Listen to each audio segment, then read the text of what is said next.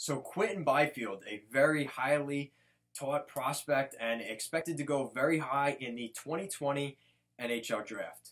Earlier this year, it was pretty much a consensus number one and number two between Alexis Lafreniere and then Quinton Byfield. But things started to change up as the season went along. Yaroslav Askarov moved really high up at certain points. Tim Stützle moved up at number two.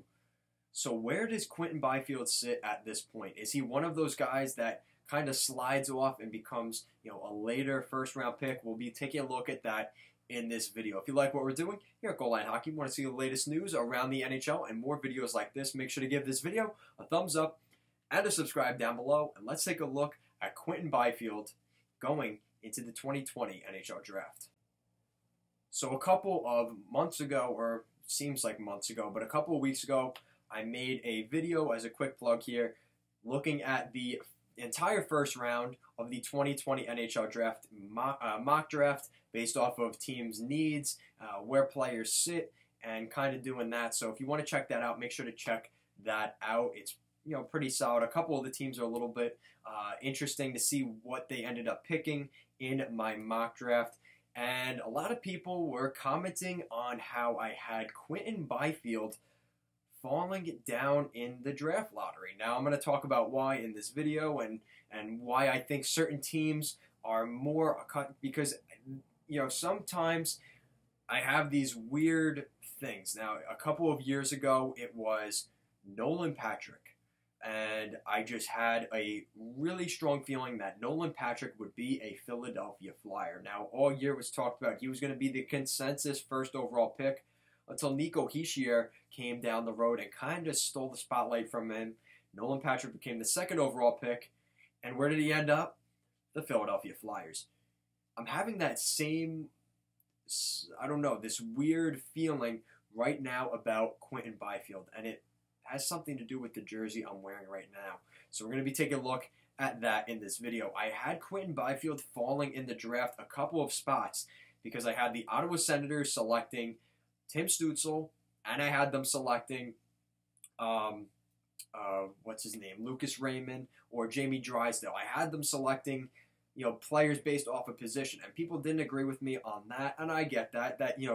A lot of people will tell you draft the best player available and worry about what you're going to do with those players and manage them after the fact. It's always easier to trade valuable players than, to pick them up when you can. So we're going to take a look at Quinton Byfield this past season. So obviously he is 17 years old, 6'4", 214 pounds. This is a big man. He's 17 years old. He's still a kid. He's an absolute beast, and he has an NHL body. He will be ready to play in January with whatever team he's on.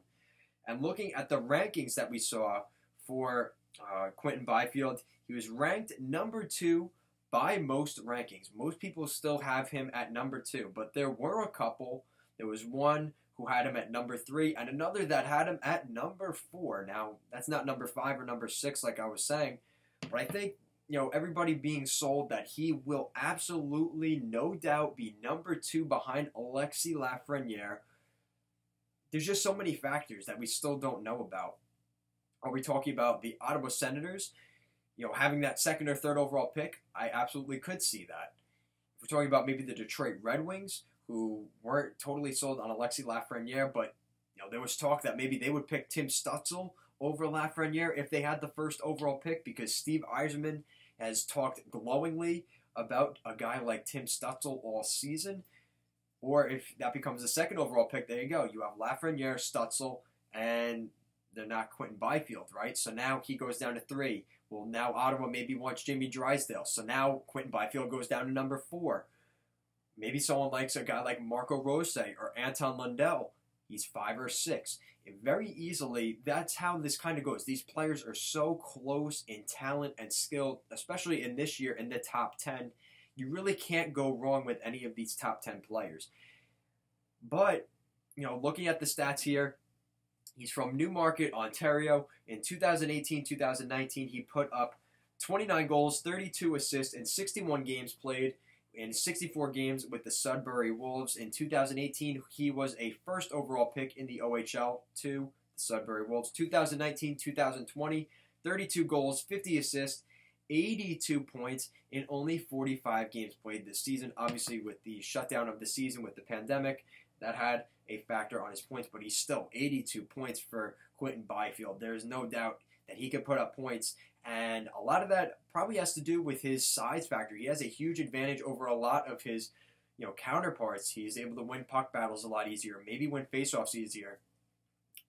Getting the puck in front of the net, just being a bigger presence. Those are all factors for Quinton Byfield. And unfortunately, once you get to the NHL, these guys that are already developed, maybe they took a little bit longer to develop, or they're in their mid to late 20s, early 30s, some even older than that. But Quinton Byfield, the level of play definitely starts to level out, and he doesn't have that huge edge that he has right now in the OHL. But that's when, this is what I'm talking about with him possibly sliding down. And I'm not just making an argument for myself, but I really feel that this is a possibility that, really the Anaheim Ducks, I just feel like that is the team for Quinton Byfield. Now, if he gets drafted by somebody else, I'm an idiot, whatever. But to be honest, I see the fit there so well. And you look at what could it be. You have Trevor Zegras as your first-line center.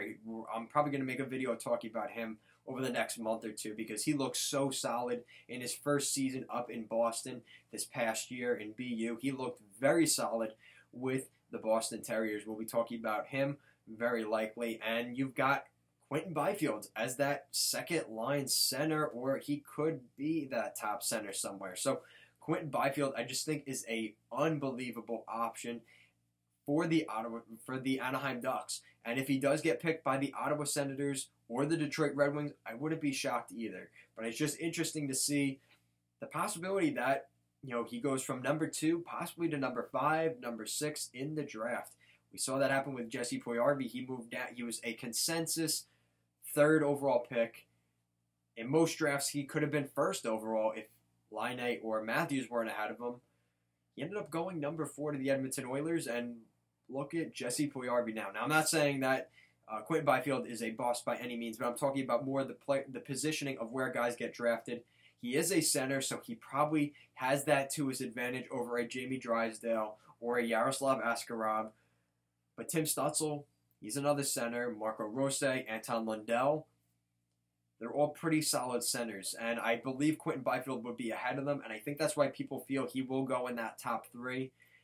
But don't be shocked either if he possibly falls to number 4 or 5. We'll have to wait and see what happens. I think a lot of this has to do, too, with we need to see the lottery, which teams are picking in that top 5, top 6, to really see where Quinton Byfield would fit best.